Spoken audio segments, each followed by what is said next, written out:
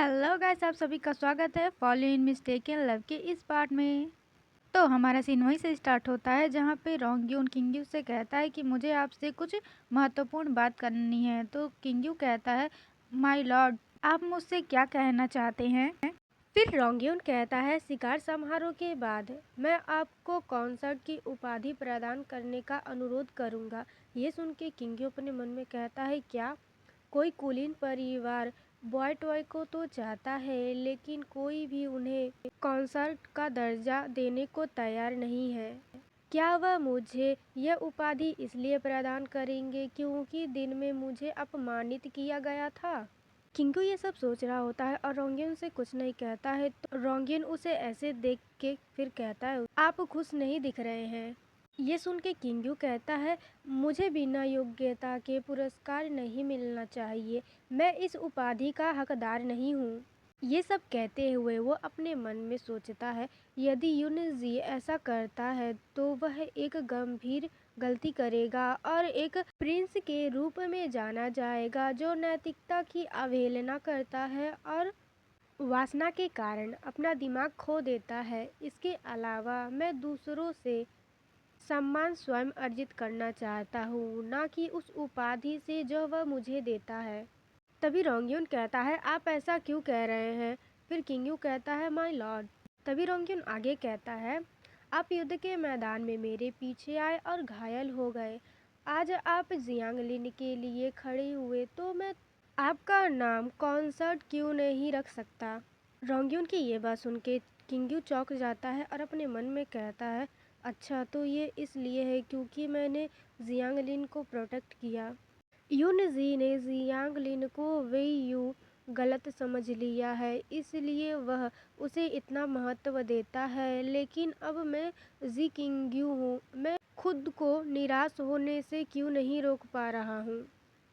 और किंगयू को ऐसे खोए हुए देख के रोंगयू अपने मन में कहता है, किंगयू क्यों परेशान हो रहा है? क्या मैं उसे कॉन्सर्ट का नाम देकर रिस्पेक्ट और ग्लोरी देने के बजाय उसके लिए चीज़ें मुश्किल बना रहा हूँ? तभी रोंगयू याद करता है कि उसके एक मंत्री ने उससे कहा था कि माय लॉर्ड, आपने कहा है कि लड़के आपकी बीमारी से राहत दिलाने के लिए हैं, लेकिन आपने जी किंगयू को कॉन्सर्ट का नाम देने का निर्णय किया है, जबकि वह इस उपाधि के योग्य नहीं है। मैं आपसे अपने शब्द वापस लेने की विनती करता हूँ। तभी रोंगयू कहता है, मिस्टर वू, आप मुझे यह बताने की स्थिति में नहीं है कि मुझे क्या करना चाहिए। तभी मिस्टर वू कहते हैं, लेकिन मैं आपको यह याद दिलाना चाहता हूँ कि आपकी पक्षपातपूर्णता से आपको और दूसरों को नुकसान हो सकता है। मुझे याद है कि आपको असमंथस केक बहुत पसंद था। गाइस, मैंने इसे शायद गलत पढ़ा होगा तो आई एम सॉरी, क्योंकि मुझे सर्दी हुई है और मैं बहुत मुश्किल से इसको रिकॉर्ड कर पा रही हूँ। काफ़ी दिनों से मुझे ये सर्दी हुई है जो कि जा ही नहीं रही है। इसलिए आपके दुश्मनों ने आपको मारने के प्रयास में असमंथस केक में जहर मिला दिया था। केक बनाने वाले रसोइये को भी इसमें फंसाया गया और उसकी हत्या कर दी गई। अपने फ्लैशबैक से बाहर आके किंगयू अपने मन में कहता है, दूसरों को अपनी पसंद और नापसंद बताना अच्छी बात नहीं है। मतलब कि रोंगयू किंगयू को पसंद करता है, ये बात दूसरों को पता नहीं चलनी चाहिए।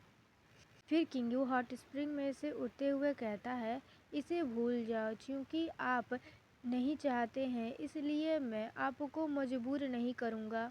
और वहाँ से जाते हुए अपने मन में कहता है, शायद जी किंगयू मेरा कॉन्सर्ट बनना नहीं चाहता और मुझे असमंथस केक का स्वाद याद नहीं करना चाहिए। यार, मैंने इसे फिर से गलत प्रोनाउंस किया है। फिर सीन शिफ्ट होता है हंटिंग ग्राउंड में। किंगयू आगे आगे जा रहा होता है और पीछे से गार्डमैन आते हुए कहते हैं, यंग मास्टर जी, धीरे चलिए।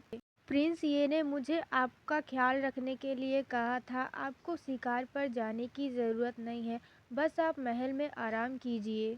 तभी किंगयू रुककर पीछे मुड़ते हुए कहता है, मैं महल में रह सकता हूँ, लेकिन आपको मुझे बताना होगा कि प्रिंस ये कहाँ है। मुझसे झूठ मत बोलिएगा।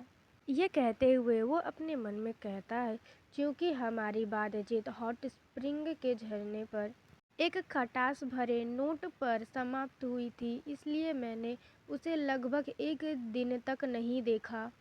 तभी गार्डमैन कहते हैं, खैर प्रिंस ये निश्चित रूप से अधिकारियों के साथ शिकार पर है। तभी कोई बाज को तीर मारता है जिसे किंगयू देखता है और सामने होता है रोंगयून और जियांगलिन। कहता है, ठीक है, मैं हार गया माय लॉर्ड, मेरे साथ शिकार करने के लिए धन्यवाद। और उन दोनों को ऐसे देख के किंगयू अच्छा महसूस नहीं करता है और अपने हाथों को देखते हुए कहता है, मेरे हाथ। एक बार जंगली हंसों को आसमान में अचूक सटीकता के साथ निशाना बनाया, लेकिन प्लास्टिक सर्जरी में मेरी टेंडन काट दी गई।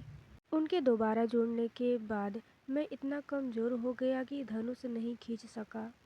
टेंडन, आप लोग बायोलॉजी अगर पढ़े होंगे तो बेशक आप लोग ये जानते होंगे टेंडन क्या है। टेंडन वैसे तो हमारे शरीर के हर एक जॉइंट पर मौजूद होता है।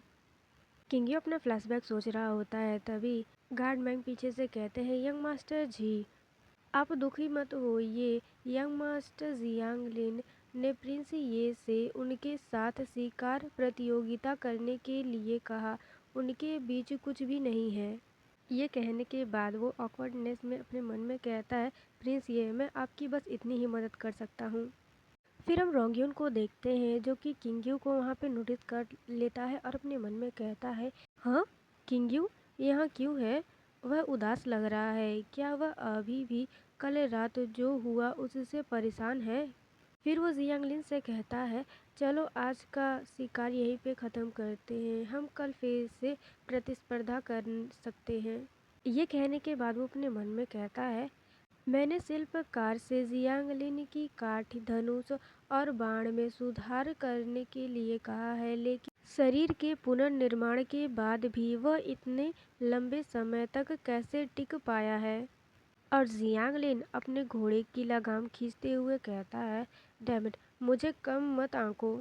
फिर वो अपने मन में कहता है, यदि गच्छेदार गाठी और हल्के धनुष ने मेरी गति को बाधित नहीं किया होता तो मैं जीत जाता।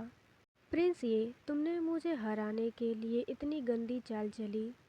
हं, ये सब सोचने के बाद वो रोंगयून की ओर देखता है तो रोंगयून वहाँ से जा रहा होता है।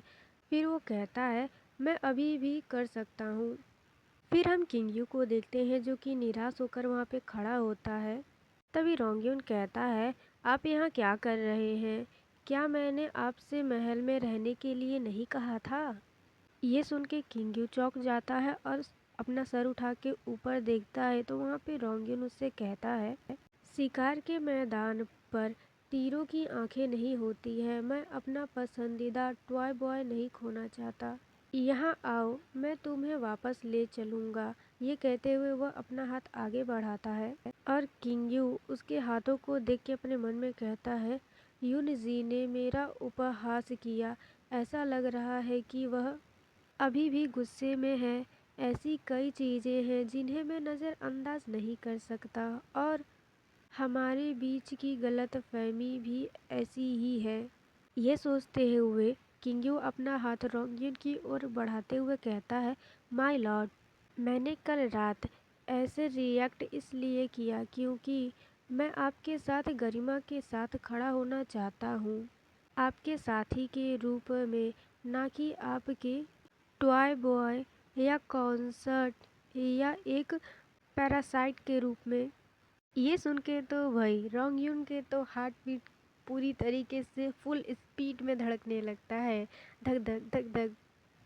तो इसी धक धक के साथ मैं इस पार्ट को एंड करती हूँ। अब मैं मिलूँगी नेक्स्ट पार्ट में। थैंक यू गाइस, मेरी फ़िलहाल इस घिसी पिटी आवाज़ में और मेरी मिस्टेक के साथ। आपको अगर ये वीडियो पसंद आए तो लाइक, चैनल को सब्सक्राइब एंड कमेंट ज़रूर कर दीजिएगा। थैंक यू गाइस, मुझे आपके कमेंट पढ़ के बहुत ही ज़्यादा अच्छा लगता है।